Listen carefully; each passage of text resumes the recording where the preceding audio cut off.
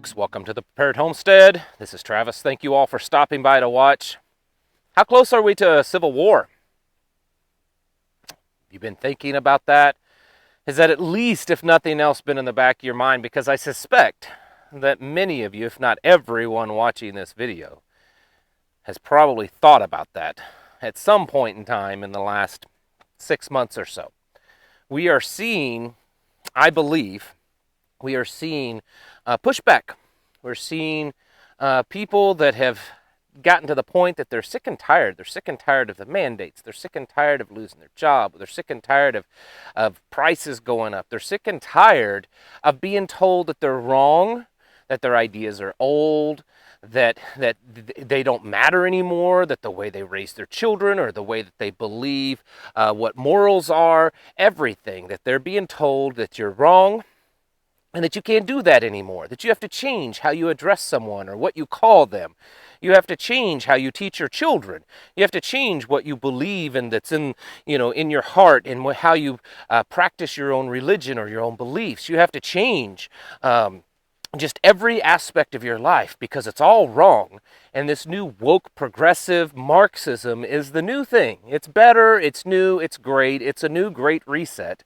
And everyone that's not on board with this, they're either mental or they're terrorists or they're just flat out wrong.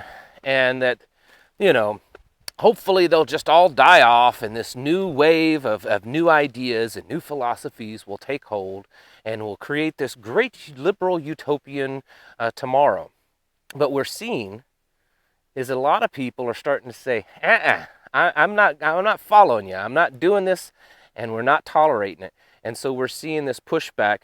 And it makes me wonder more and more, are we seeing the beginnings of some type of civil war? We've already been existing inside of what I consider a cultural or a cold civil war for a long time. We've seen that go back and forth. And we've seen the divide grow wider and wider against these, wider and wider with these two different types of ideals of this progressive, woke, very liberal ideas versus traditional values.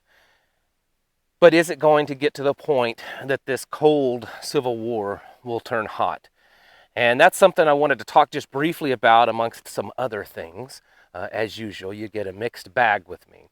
Before I get started on that, I do want to continue to mention that this company that I have partnered up with, they still are offering and still can keep up with orders for the time being.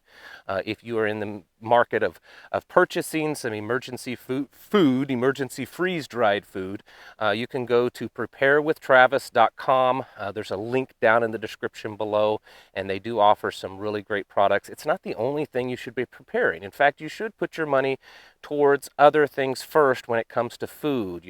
There's cheaper things that you can buy, but for those of you that are looking for long-term emergency stuff, you either have the money to do it or you've stocked up on all the other stuff, so you're trying to get this. It's certainly a good place to go and look at. So this pushback, I want to show you something here. And I'm sure everyone knows this. I can't imagine anyone in America, especially of the conservative, type, that hasn't heard this. But this is the picture here of the top five songs, in the United States right now. And if you'll notice, the first three are called Let's Go Brandon.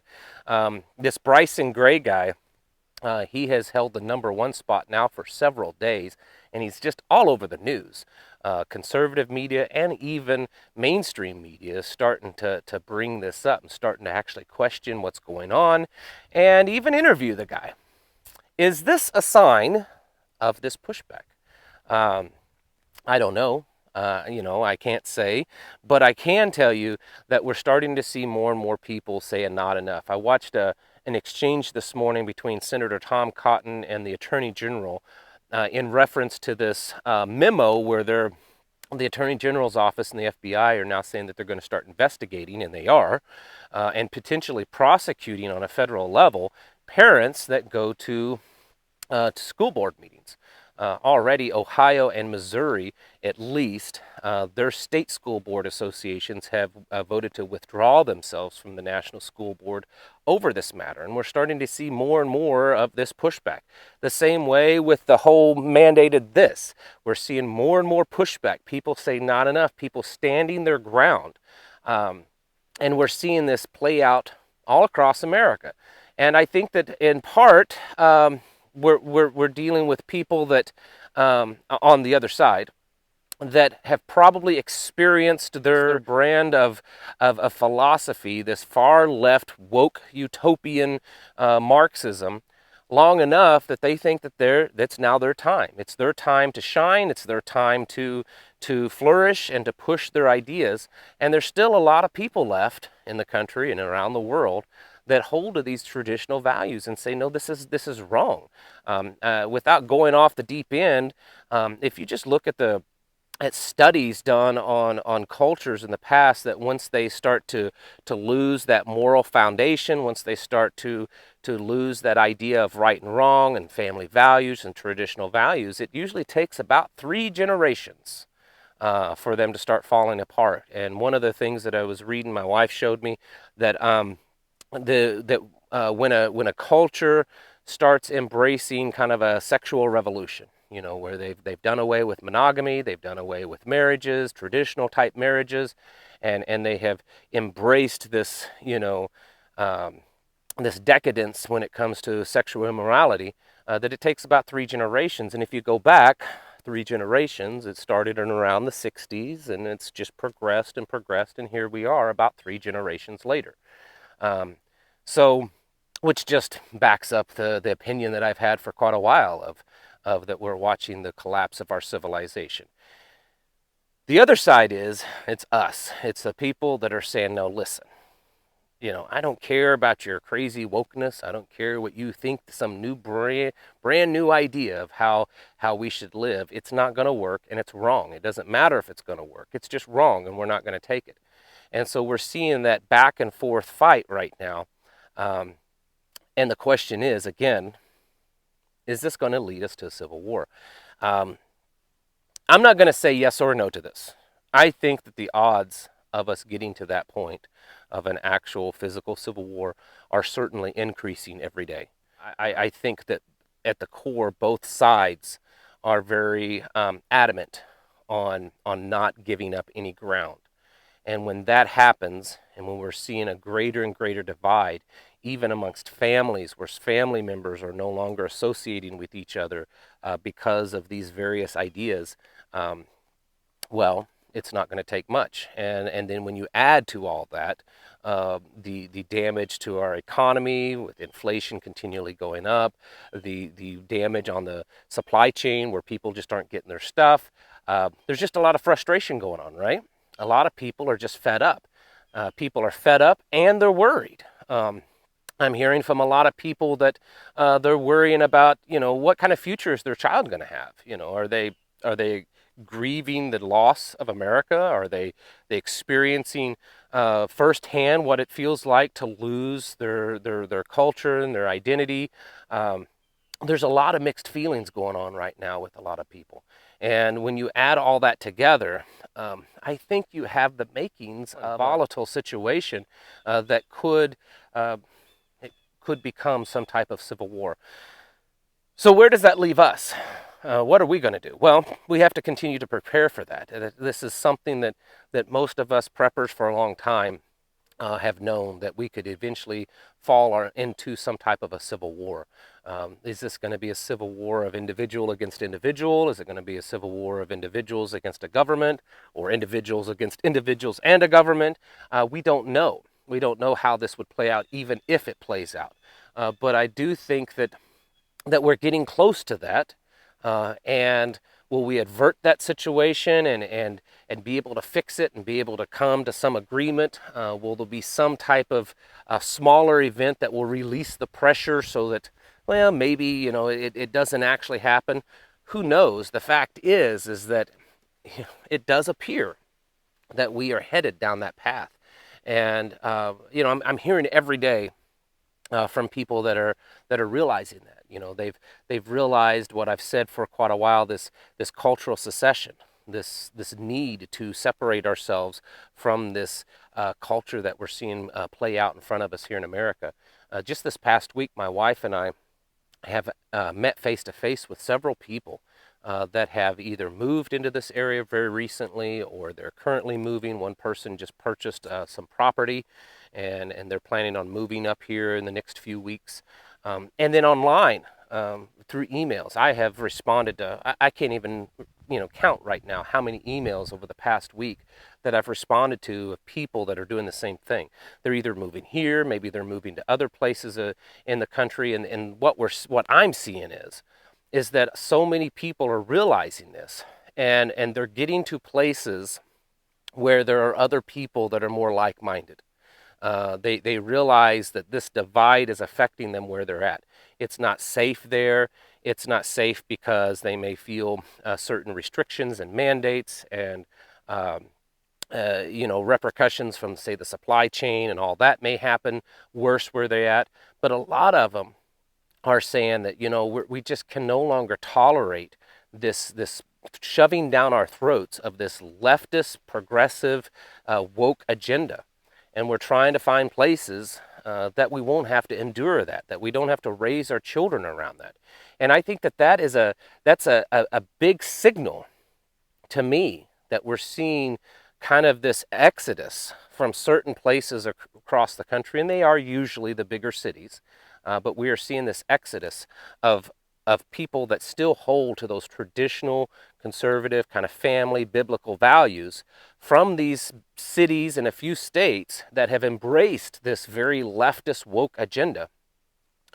And they're moving to places that still, for the most part, still the people around them and even the local governments still hold to these old traditional values, these traditional family values. They're not pushing it so much in schools. They're not pushing it on the local government level, and the people that live in those areas still hold to those traditional values. And so we are seeing this divide. We're seeing pushback online. We're seeing people say they're not going to take it with this mandate and all that. They're just not going to do it. They're not giving in, which is exactly what myself and many others predicted was going to happen. We're going to probably continue to see that as this plays out. We're going to see more and more people either get fired or quit their jobs. And then we're going to see more and more happen with the slowdown of production, the slowdown of business, because there's not as many people working in these places. Maybe they've moved on to a different industry, and that particular business is going to hurt because of it. We're seeing problems continually play out with the ports and the whole supply chain. We're seeing it play out with this increase in inflation, and it doesn't look like that's going to go away anytime too soon. And so there's a lot of pressure on just about everything and everyone right now. And the left, the woke crowd, they think it's their time to shine, and so they're just every day pushing their agenda more and more. I saw today that the State Department has announced that they're now going to put an option when you apply for a passport that you can choose male, female, or some type of non-binary whatever gender.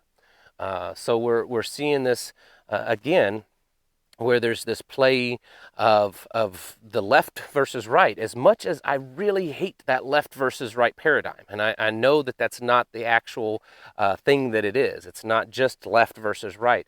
It's just become harder and harder to describe it because we are seeing such a defining line between traditional, conservative, biblical family values versus this very progressive, liberal, woke Marxist agenda.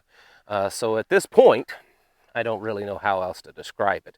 And yeah, I know there is some middle ground there. There are some people that kind of fall somewhere in the middle, but for the most part, that's the battle lines that are being drawn right now. And so I do believe that it's something worth preparing for. That we should, if you are at all possible able to get to a place, to live in a place where you can be around more like-minded folks. One of the guys that I was talking to this week that's moved here, we were talking, and I said, that's one of the great things about the Ozarks. It's not just the land. It's not just that it's a lower cost of living, and it's not just that there's preppers moving here or homesteaders moving here. It's the fact that even just kind of the regular people here out in the country in the Ozarks, they may not necessarily consider them preppers or homesteaders, but they're very like-minded. You know, I think about where we are located here, the farms around us. There are 2 or 3 that I know for a fact that they are very much in line with how we think and that they are actively preparing, much like we do. But the others, I'm not so sure. But I do know that if things got really bad, the vast majority of those others, they're not going to be an enemy. They're gonna be people because of how they are, because of how they live, that they're gonna be a friend. They're gonna be someone that's going to be part of creating and working within a community of helping each other out. And that's the beauty of some of these places around the country where you can find people that still hold to these traditional values. And so that as things get worse, whether it's a complete collapse of some sort or it's an actual civil war, you're going to find yourself surrounded by more people like yourself than, say, if you were in LA or St. Louis or Chicago or New York or wherever. So that's one of the things that we need to be doing. But obviously, we need to continue to prepare. And then we have to, as far as, and I want to address this because this has come up a few times this week, is this whole grief thing of the loss of what we once had as a country. And in fact, my wife and I have talked about this before, or we worry about having young children of what kind of future will they have? How will it be when they grow up? Will they have the opportunities to get married and to build a home and a family much like we did? Or will it be so different that that's not going to be likely to happen? I don't know, but I can tell you this, that hard times create strong men. And that as things progressively get worse, we have to teach those coming up from behind, teach the young kids and then the new people that are starting to kind of wake up, so that we can someday, as things progressively get worse, have enough people to continue on these ideas, because things are a pendulum and they do swing back and forth. And as long as the Lord doesn't come back soon, we're going to have probably enough time to see this pendulum eventually swing back the other way. And so what we have to do is continue preparing ourselves for that time. And even if it's not us that has to experience it, our children, by teaching them the way to live and teaching them a better way to think than this garbage that's being shoved down everyone's throat in public schools and online. So are we headed toward a civil war? Back to that? I don't know. I think it's very likely. I think we are headed down that path. Will it actually happen? That I cannot say.